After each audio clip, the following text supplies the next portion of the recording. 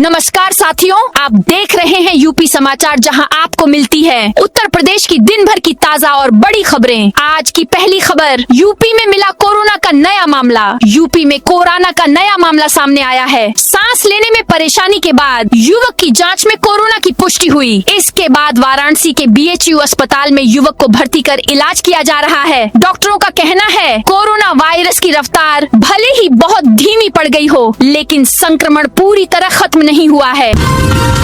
काशी, मथुरा और संभल विवाद, हिंदू मुस्लिम पक्ष ने सुप्रीम कोर्ट की मध्यस्थता का प्रस्ताव ठुकराया। यूपी के 3 मंदिर मस्जिद विवादों को लेकर हिंदू और मुस्लिम पक्ष ने सोमवार को सुप्रीम कोर्ट की मध्यस्थता का प्रस्ताव ठुकरा दिया है। ये विवाद वाराणसी की ज्ञानवापी मस्जिद, मथुरा की श्री कृष्ण जन्मभूमि शाही ईदगाह और संभल की शाही जामा मस्जिद से जुड़े हैं। बार एंड बेंच के मुताबिक सुप्रीम कोर्ट ने इन मामलों के शांतिपूर्ण समाधान के लिए समाधान समारोह 2026 पहल के तहत लेटर भेजकर मध्यस्थता का प्रस्ताव दिया था और दोनों पक्षों से सहमति मांगी थी। किसी भी पक्ष ने इसके लिए सहमति नहीं दी। कोर्ट ने यह लेटर कब भेजा था, इसकी जानकारी सामने नहीं आई है। दोनों पक्षों ने कहा है कि वे अदालत में ही केस लड़कर फैसला चाहते हैं। मौसम विभाग ने आज उत्तर प्रदेश, बिहार समेत 18 राज्यों में बारिश का रेड अलर्ट जारी किया है। वहीं उत्तराखंड, हिमाचल प्रदेश, पश्चिम बंगाल, पूर्वोत्तर राज्यों और पूर्वी उत्तर प्रदेश में अगले 6 से 7 दिनों तक कई जगह अच्छी से भारी बारिश होने का अनुमान है। वहीं मौसम विभाग का कहना है कि पश्चिमी यूपी में मानसून कमजोर पड़ गया है। पाकिस्तान से आ रही सूखी हवाओं के चलते आसमान से मानसूनी बादल गायब हो गए हैं। इससे 3 से 4 दिनों तक बारिश पर ब्रेक लगा रहेगा। उमस बढ़ेगी। पूर्वी यूपी में कहीं कहीं बारिश होती रहेगी। राम मंदिर चढ़ावा चोरी ट्रस्ट ने CEO की भर्ती निकाली। अयोध्या राम मंदिर चढ़ावा चोरी मामले में सुप्रीम कोर्ट ने सोमवार को यूपी, केंद्र सरकार और श्री राम जन्मभूमि तीर्थ क्षेत्र ट्रस्ट को नोटिस जारी किया। यूपी सरकार की तरफ से बनाई गई स्पेशल इन्वेस्टिगेशन टीम SIT से अब तक की जांच की स्टेटस रिपोर्ट मांगी। इधर राम मंदिर ट्रस्ट ने CEO की भर्ती के लिए आवेदन निकाले हैं। आवेदक की उम्र 50 से 70 साल के बीच होनी चाहिए। शैक्षिक योग्यता ग्रेजुएशन। आवेदन की अंतिम डेट 18 जुलाई 2026 शाम 4 बजे तक है।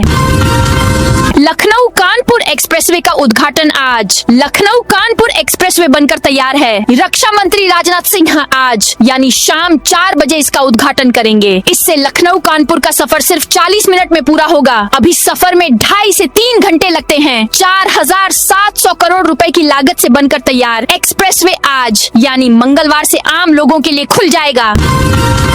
भाजयुमो अध्यक्ष 500 गाड़ियों का काफिला लेकर लखनऊ पहुंचे। यूपी भाजपा युवा मोर्चा के अध्यक्ष रोहित मिश्रा ने रविवार को भाजपा प्रदेश कार्यालय में पदभार संभाला। उन्होंने 500 गाड़ियों के काफिले के साथ रोड शो किया। खुली कार में हाथ जोड़कर 1090 चौराहे से 3 किलोमीटर दूर भाजपा कार्यालय पहुंचे। उनके काफिले के पीछे करीब 1 किलोमीटर लंबा जाम लग गया। डिप्टी CM बोले, मिसाइल सीधे आतंकवादी की खटिया में लगेगी। डिप्टी CM ब्रजेश पाठक ने सोमवार को लखनऊ में कहा है कि लखनऊ के लिए पहले कहा जाता था कि मुस्कुराइए, आप लखनऊ में हैं। अब यहाँ रक्षा मंत्री की वजह से मिसाइलें बन रही हैं। अब अगर पड़ोसी गड़बड़ करेगा तो उसे मुस्कुराने का जरूरत नहीं है, उसे उल्टा बयाना मिल सकता है। ब्रह्मोस मिसाइल से निशाना लगाने की भी जरूरत नहीं, सीधे कंप्यूटर से निशाना लगता है। बस कंप्यूटर से सेट कर देंगे कि आतंकवादी वहाँ सो रहा है, उसके कमरे में घुसते हुए सीधे खटिया में मिसाइल लग जाएगी। राम मंदिर के पहले CEO का चयन करेगा ट्रस्ट। नृपेंद्र मिश्रा बोले, सरकार का नहीं होगा हस्तक्षेप। श्री राम जन्मभूमि मंदिर निर्माण समिति के अध्यक्ष नृपेंद्र मिश्रा ने कहा कि राम मंदिर के पहले मुख्य कार्यकारी अधिकारी की भूमिका और अधिकारों का निर्धारण श्री राम जन्मभूमि तीर्थ क्षेत्र ट्रस्ट ही करेगा। उन्होंने स्पष्ट किया कि सरकार का ट्रस्ट या CEO के कामकाज में कोई हस्तक्षेप नहीं होगा। नए CEO की सबसे बड़ी जिम्मेदारी श्रद्धालुओं का ट्रस्ट पर विश्वास बनाए रखना और वित्तीय व्यवस्थाओं की निगरानी करना होगी। मेरठ के कमिश्नरी में तलवार लेकर पहुंची महिला अधिवक्ता। मेरठ कमिश्नरी पर तलवार के साथ पहुंची एक महिला अधिवक्ता ने सोमवार को खलबली मचा दी। जैसे ही पुलिस की नजर महिला पर पड़ी, तुरंत उसे रोक लिया गया। SO लाल कुर्ती हरेंद्र सिंह और SHO civil line Saurabh Shukla मौके पर पहुंच गए। फिलहाल महिला को थाने भेज दिया गया है और तलवार जब्त कर ली गई है। गोंडा में नेता ने 21 करोड़ ठगे, 5 अरेस्ट। गोंडा पुलिस और साइबर सेल ने रविवार को 5 अंतर्राज्यीय साइबर ठगों को गिरफ्तार किया है। इसमें एक आरोपी भाजपा का पूर्व ओबीसी मोर्चा नगर मंत्री है। जांच में अब तक 20 से अधिक खातों से 21 करोड़ रुपए से ज्यादा का लेन देन हुआ है। 1 लाख की रिश्वत लेते नजुल अमीन गिरफ्तार। गोंडा नगर पालिका में अमीन 1 लाख की रिश्वत लेते गिरफ्तार किया गया है। शिकायत मिलने पर एंटी करप्शन टीम के बिछाए जाल में फंस गया। एलबीएस चौराहे पर शोरूम संचालित करने वाले कारोबारी ने 1 सप्ताह पहले शिकायत की थी कि मकान के फॉर्म 45 में संशोधन और मरम्मत की अनुमति देने के नाम पर उनसे लगातार 1 लाख रुपए की रिश्वत मांगी जा रही है। वाराणसी चेहरता के बीच चलेगी स्लीपर वंदे भारत एक्सप्रेस। वाराणसी से अमृतसर के चेहरता के बीच देश की दूसरी sleeper Vande Bharat express train चलेगी। प्रधानमंत्री नरेंद्र मोदी 17 जुलाई को जालंधर से इसे हरी झंडी दिखाएंगे। इस ट्रेन का नाम होगा संत रविदास एक्सप्रेस। रेलवे की तरफ से ट्रेन का शेड्यूल जारी कर दिया गया। प्रधानमंत्री जालंधर से वीडियो कॉन्फ्रेंसिंग के जरिए इसे रवाना करेंगे। उसी दिन पीएम जालंधर के नए रेलवे स्टेशन का उद्घाटन करेंगे। राम मंदिर चढ़ावा चोरी आरोपी का परिवार टूटे फूटे घर में छिपा। प्रतापगढ़ में एक मामूली कर्मचारी से कुछ ही महीनों में 2 मकानों के मालिक बने अविनाश शुक्ला की कहानी किसी फिल्मी स्क्रिप्ट जैसी है। गांव के लोग उसकी अचानक बदली किस्मत से दंग थे। 4 जून को जब पुलिस ने उसके घर से 20.39 लाख रुपए और 1121 अमेरिकी डॉलर जब्त किए तो सारे सवालों के जवाब मिल गए। यूपी में अब सॉफ्टवेयर से लगेगी पुलिसकर्मियों की ड्यूटी। गोरखपुर में पुलिसकर्मियों की ड्यूटी अब सॉफ्टवेयर के जरिए डिजिटल तरीके से लगाई जाएगी, जिससे पारदर्शिता और निष्पक्षता सुनिश्चित होगी। एसपी सिटी निमिष पाटिल की पहल पर विकसित यह सिस्टम रोटेशन के आधार पर पिकेट, गश्त व अन्य जिम्मेदारियां समान रूप से आवंटित करेगा। यूपी में आधी रात 182 पीसीएस अफसरों के ट्रांसफर। यूपी में रविवार आधी रात 182 पीसीएस अफसरों के तबादले कर दिए। इनमें 54 महिला अफसर हैं। शासन की ओर से जारी आदेश के तहत कई तहसीलों के एसडीएम बदले गए हैं, जबकि कुछ अफसरों को नई जिम्मेदारी सौंपी गई है। प्रयागराज में 3000 पदों पर भर्ती 14 जुलाई को। प्रयागराज में बेरोजगार युवाओं को निजी कंपनियों में रोजगार दिलाने के उद्देश्य से 14 जुलाई 2026 को एक रोजगार मेले का आयोजन किया जा रहा है। कौशल विकास मिशन और राजकीय आईटीआई प्रयागराज द्वारा आयोजित यह मेला नैनी के मवैया स्थित मां गायत्री महाविद्यालय में लगेगा। इसमें लगभग 3000 पदों पर युवाओं की भर्ती की जाएगी। यूपी बोर्ड ने बदले व्यक्तिगत परीक्षार्थियों के नियम। माध्यमिक शिक्षा परिषद उत्तर प्रदेश प्रयागराज ने वर्ष 2027 की हाई स्कूल एवं इंटरमीडिएट बोर्ड परीक्षाओं के व्यक्तिगत परीक्षार्थियों के आवेदन के लिए नई व्यवस्था लागू की है। शासन के निर्देशों के तहत जनपद के चयनित राजकीय माध्यमिक विद्यालयों को अग्रसारण केंद्र बनाया गया है, जबकि उनके प्रधानाचार्यों को अग्रसारण अधिकारी नामित किया गया है। इमरान मसूद बोले, सपा को बोलता हुआ मुसलमान बर्दाश्त नहीं होता। सहारनपुर में कांग्रेस सांसद इमरान मसूद ने समाजवादी पार्टी के राष्ट्रीय महासचिव उदयवीर सिंह के बयान पर पलटवार किया। उन्होंने कहा, गठबंधन की सबसे ज्यादा बात समाजवादी पार्टी करती है, जबकि 2024 के लोकसभा चुनाव में उसे कांग्रेस के साथ गठबंधन का सबसे ज्यादा फायदा मिला। इमरान मसूद ने कहा, गठबंधन का सबसे ज्यादा शोर समाजवादी पार्टी मचा रही है। बोरिंग टेक्नीशियन परीक्षा में नकल करवा रहा गैंग अरेस्ट। वाराणसी में लघु सिंचाई विभाग के सहायक बोरिंग टेक्नीशियन की परीक्षा के दौरान इलेक्ट्रॉनिक डिवाइस से नकल का मामला सामने आया है। उत्तर प्रदेश अधीनस्थ सेवा चयन आयोग की ओर से आयोजित परीक्षा में नकल कर रहे 2 परीक्षार्थियों को पकड़ा गया। इसी मामले में यूपीएसटीएफ ने नकल करवा रहे गैंग लीडर और 11 लोगों को प्रयागराज से गिरफ्तार किया है। यूपी के 6 जिलों की प्यास बुझाएंगी गंगा और घाघरा नदियां। उत्तर प्रदेश राज्य राजधानी क्षेत्र के तहत सरफेस वाटर ग्रिड परियोजना को भी शासन से मंजूरी मिल गई है। प्रमुख सचिव आवास पी गुरु प्रसाद की अध्यक्षता में विभिन्न विभागों की बैठक में इस परियोजना को हरी झंडी दी गई है। योजना के तहत गंगा और घाघरा नदी का पानी पाइपलाइन के माध्यम से लखनऊ, उन्नाव, बाराबंकी, रायबरेली, सीतापुर और हरदोई तक पहुँचेगा। इससे 6 जिलों को लंबे समय समय तक जल सुरक्षा उपलब्ध होगी। 75 रुपए लीटर में बेचते थे। पेट्रोल टैंकर से निकालकर एथेनॉल व अन्य केमिकल मिलाते थे। मिलावटी पेट्रोल के खिलाफ चलाए जा रहे अमर उजाला के अभियान के बाद जागे पुलिस प्रशासन ने टैंकर से पेट्रोल चोरी कर उसमें एथेनॉल व अन्य केमिकल मिलाने वाले गिरोह का पर्दाफाश किया है। पेट्रोल डीजल में मिलावट का यह खेल मलिहाबाद के सन्यासी बाग में चल रहा था। क्राइम ब्रांच, आपूर्ति और आबकारी विभाग की संयुक्त टीम ने रविवार को छापा मारकर गिरोह का भंडाफोड़ किया। पुलिस ने 4 लोगों को गिरफ्तार किया है। कथावाचक अभिनव अरोड़ा की डस्टर कार में आग लगी। मथुरा में रविवार रात करीब 2 बजे बाल कथावाचक अभिनव अरोड़ा की डस्टर कार में अचानक आग लग गई। वे अपने माता पिता और बहन के साथ वृंदावन से वापस अपने घर दिल्ली जा रहे थे। कार जैसे ही यमुना एक्सप्रेसवे पर पहुंची, तेज धुआं निकलने लगा। तुरंत ही अभिनव के पिता तरुण अरोड़ा ने कार रोक दी। आनन फानन में सभी बाहर उतरे और भागकर कुछ दूरी पर खड़े हो गए।